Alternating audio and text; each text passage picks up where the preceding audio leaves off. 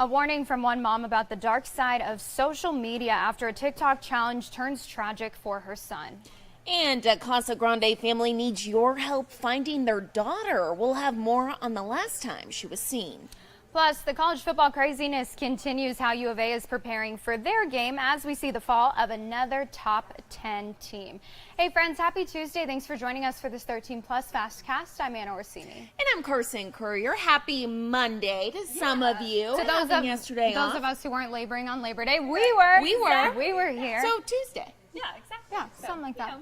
And unfortunately, those triple digits are sticking around. But first, really quick, can we talk about how nice it was this morning? I actually walked out my door and I was like, ooh, it's a little crisp. And what was it, like 70s? Right, exactly. Yeah. Yep. Those upper 70s, yeah, really crisp out there. Perfect. I know. We're going to get to you in just a second, Allie, because we do want to take a look at a story real quick that people have been following online about a Pima County boy who was reported missing last night. Now, we do want to bring you this update because he was found safe last night. That came in around midnight. He was reported missing around 8 o'clock last night when he was out riding his scooter, 12-year-old David Ortega. He was also reported missing on Saturday, but again found safe hours later. So he's back home with his family today, safe and sound. So some good news and a story that we know a lot of people are concerned about, especially when a kid goes missing here at home. So good news on that front. Yeah. Weather-wise, okay news. I know. Yeah. Could be worse. It could be worse. Yeah, absolutely. It could be the weekend, right? Because we're going to Exactly. see warmer temperatures. We are still sticking with those triple digits, though. They're not going anywhere anytime soon.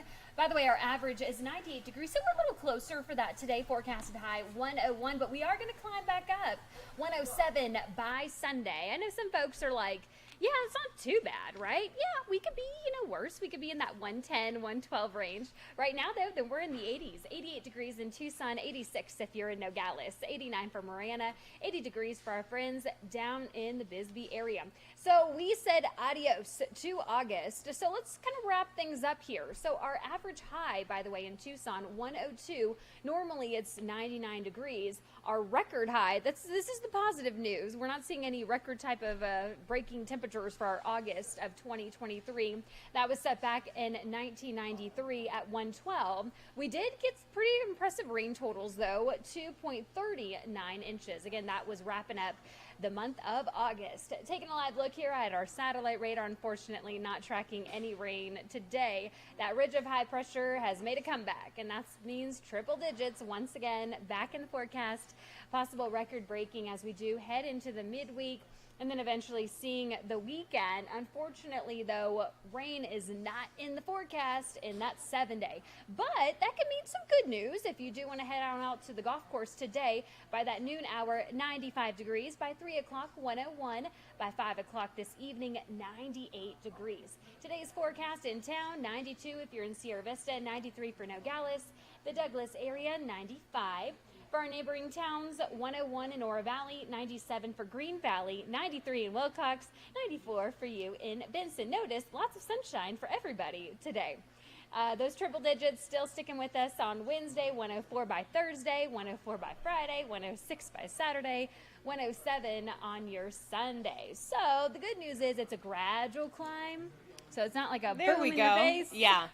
It's like a stair stepper, right? Exactly. And I think we always talk about, comparing 101 to 107, that would be a huge jump. But like a couple degrees, you don't really notice it. Right, exactly. And look at us being positive. Yeah, and it's going down into Monday, so hopefully that's the trend. It just keeps going down a little bit. Fingers crossed. We typically don't look forward to Mondays, but, next week we will, right? There you go. The temperatures. At least it's consistent. Like, if you need to plan your wardrobe, you know what to wear. So A swimsuit. Yeah. Be out at the pool. Yeah, perfect. Okay, Awesome. well, All right, ladies. thank you, Allie. Appreciate it. Well, one story that we are following right now is a family in Casa Grande continuing their search for their missing teenage daughter. Yeah, and she's been gone for a week now, so that family really just up in the air, not knowing what to do next. I can't even imagine that feeling as a parent. Taking a look at your screen, this is 14-year-old Carly Cardenas. According to her parents, she ran away with a 15-year-old boy that she had met online. They were together for about 5 days. He returned back home. She did not. Her parents say she could possibly be in the Glendale area outside of Phoenix. She was last seen there at a Popeyes. but they haven't heard from her since she was seen there. They say that this is very out of character for her. The Casa Grande Police Department has confirmed they're investigating this as a missing persons case. She is in the national database. If you have any information, if you may have seen anything or seen her or heard anything about her, you are asked to contact police 520-420-8700. Right now, that family offering a $7,500 reward to get her home safely. Now here at home, a Tucson mom is warning parents to watch their children extremely close when they're online. This comes after a TikTok trend that we've seen, a challenge that actually ended up burning this boy really badly. And it's scary because you think about those TikTok trends, Tide Pods, all the different things kids are doing online that parents feel like they can't protect their kids from. And they're really, really dangerous. Yeah, that's right, Anna. Now, Corey Lee, you can see him on your screen, had just celebrated his 12th birthday last month. And like so many boys his age, he's curious. But that curiosity became dangerous when he tried the fire challenge on TikTok. Kids will use things like rubbing alcohol, an aerosol can, or a lighter, kind of like what you're seeing there on your screen, to create a big flame while capturing their own reactions with their phones. Now, that was what Corey was doing when his mom says she woke up to the sound of him screaming. And just a warning here, the pictures you're about to see may be difficult for some to look at. I wake up to just a blood-curdling scream. I just see my son on fire, and I flooded my kitchen because I took the hose and just sprayed him down as quickly as I could. It is 100% targeted at kids because they don't know those limits. They don't know those boundaries. And it's like no matter how much you try to protect them, this cruel world still sneaks in. Now, Corey's mother says that every parent should be having a conversation with their kids about social media, filters, parental controls, all the different things can only do so much. As far as his recovery goes, his mom says that Corey is doing well, all things considered. He did have his third surgery yesterday, but he still has a very long road ahead of him. A GoFundMe has been set up to help the family with medical expenses and Corey's recovery. You can find the link to donate to that GoFundMe and read the full story up on our website. Now, another thing that's been really concerning here at home across the state and the country has, of course, been the number of people who have been overdosing. Yeah, here in Arizona, on average, about 5 people overdose every single day. And while Narcan is now available for people over the counter, it's something that sometimes when you need it, or in that situation when you need it, you may not have it. Our very own Emily Miranda spoke to officials about how they're working to get these Narcan kits into the hands of the people who need them the most. Officials say people who have experienced an overdose are at an increased risk of it becoming fatal in the future. That is why they want to get Narcan into the hands of those in the community. It is really important that, that their friends and family, the people around them have naloxone just in case they were to overdose again. This program allows participating EMS agencies to leave behind kits with people who have overdosed in the past or with someone officials consider to be at risk in the future. They see some sort of suspicious activity. They just get this inkling that the person may or may not use drugs. They may see, prescription opioids in the home. Any of those reasons would suffice for the first responder to give out an naloxone beyond kit. Each kit is equipped with essential items for an individual or others to help prevent an overdose from turning fatal. We have 2 doses of the 4 milligram intranasal Narcan nasal spray. And we also have a regional resource card, which I mentioned earlier, with substance use disorder resources. For agencies and personnel who sign up for this program, officials say the training is simple. Teach basic naloxone administration. We also discuss who could be at higher risk of overdose, who would be a good candidate for a naloxone overdose reversal kit. And taking a look at what is trending today, as we said before, that college football craziness continues. Another top 25 team falling to a team that was unranked. This time it was Duke's turn, getting the upset last night over number 9 ranked Clemson. You can see all their fans storming the field. Look at that. I know, and rightfully so. It was the first time in 33 years that Duke beat a top 10 opponent in college football. The last time was in 1989. So, of course, the big question heading into today is what will that top 25 poll look like from the AP when it's released? We could see some big changes after seeing a lot of upsets in week 1. Of course, CU beating number 17 TCU, number 8 FSU upsetting number 5 LSU, and then unranked Duke last night coming in and beating number 9 Clemson. And for all of us Wildcat fans, we're all hoping for the win in Mississippi this weekend. And the Cats are getting ready the best way they can by preparing for a pretty loud environment. Mississippi State fans are known for ringing their cowbells during the games. So just imagine thousands of fans will have them, how loud that will be.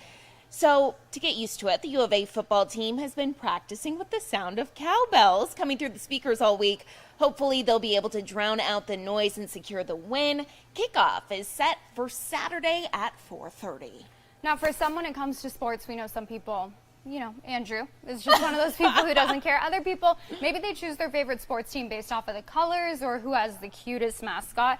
And, that's really important in college football. Who has the cutest mascots, especially the live ones? Oh, for sure. Now, this just brought back a memory to me. So we always do basketball season. We all pick our teams, for the Final Four and March Madness. And so Stephanie Waldref before picked all of her teams based on the cutest mascots. So some people do that. Yeah, no, it's the way people pick their brackets. And honestly, it's not a bad way to do it because let's take a look at this story up on our website. These are the 10 most popular live animal college mascots on social media. This company, Stacker, kind of got together and put together that list. I have to say, Yale's mascot, Handsome Dan. So many people have bulldogs. Georgia has a bulldog. Mississippi State has a bulldog. So cute. LSU actually has this tiger. It lives on campus, I'm pretty sure, in his little enclosure. Oh my goodness, Mike the tiger. Mike, yeah. Do you want me to scroll through to get to your favorite mascot? Well, I mean, there she is. It's actually her birthday, Reveille. Happy birthday, Rev. So if you don't go to Texas A&M, you're probably like, why are these people so obsessed with this dog? This is the leading lady on campus. If she jumps up on your bed, you have to find somewhere else to sleep. If she walks into your class and she barks, the professor has to let class out. Like, that is the leading lady of the course. Wait, that's so cool. She is royalty, and look how beautiful she is. No, she's gorgeous. I'm like, that dog has prettier hair than I do. So Reveille, of course, she should be number 1 on that list if it was up to me. But of course, Dubs from Washington. Look at him. Look at his little house, and everything's purple. Cam the Ram. I don't think they have a real one. Ralphie. Interesting. Yeah, Ralphie. And he still or actually, made the no, list. they do. Oh, they do? Yeah, okay. they don't have a picture of it. They do have a real one, Ralphie, and she's actually a girl. Ralphie the buffalo. She's a girl buffalo. I love it. And then look at him, Blue, in his little car. Yeah, the Fresno State Bulldog, and then Tusk. So that's the really list. cute. Yeah, I'm surprised we're not seeing Georgia or Mississippi State, but very, very cute. All the living animal mascots. So if you'd like to see that, you can head on over to our website. But of course, we know everyone's not a football fan. That's okay. There's a lot to look forward to this weekend, especially if you're talking about upcoming events here in Tucson. Yep, that's right. Sonoran Restaurant Week is back in Tucson, and our very own Jack Cooper has a look at kind of what you can expect, the different restaurants and all the deals that you can look forward to. Sonoran Restaurant Week actually gets going on Friday of this week, and it lasts until the 17th, which means that Restaurant Week is actually 10 days long. Now, I'm told this is only open to local restaurants, so that means you have plenty of time to check out maybe some of your favorite spots around town or check out some new ones around town as well. Let's take a look at how this works. Restaurants have a pre-made menu with set prices at either $25, $35, or $45, and some restaurants will even have different selections at each price. Now, this is happening at what's usually a slower time for restaurants around town, and I'm told since this is all local, every single dollar spent goes right back into our economy. A lot of new stuff's opened in the last year. So there's a lot of restaurants participating that have never participated before. So even for those locals who think they have a pretty good hold on the restaurant scene, there's a lot to be explored. So I'd encourage everybody to just go look at the list, look at the menus, and have fun. Have fun with it. Now, there is still time for restaurants to join. I'm told it is completely free to do so. You have until Thursday to make that decision. We have all the details you need to know up on our website right now. Reporting on the northwest side of town, Jack Cooper. Back to you. All right, Jack, thank you very much. And we do want to bring you some breaking news that we are following right now. Yes, we just got word that United Airlines is doing a nationwide ground stop due to equipment failure. So, of course, that is impacting folks right here in Tucson, flying in, flying out. Again, United Airlines has issued a nationwide ground stop due to a computer issue. This is according to the Federal Aviation Administration. We're looking into how this is impacting people here at home, also people in Phoenix at Sky Harbor. We will let you guys all know. You can head to KOLD.com for the latest on that. Also coming up here at noon, we will have the latest in our newscast. And we will see you back here at 2:30 for our FastCast with our very own Carson Courier. Thanks so much for joining us today. We hope you have a great rest of your Tuesday. We hope that you stay cool out there, and we will see you back here soon. Thanks again. Have a good one. Thanks for watching.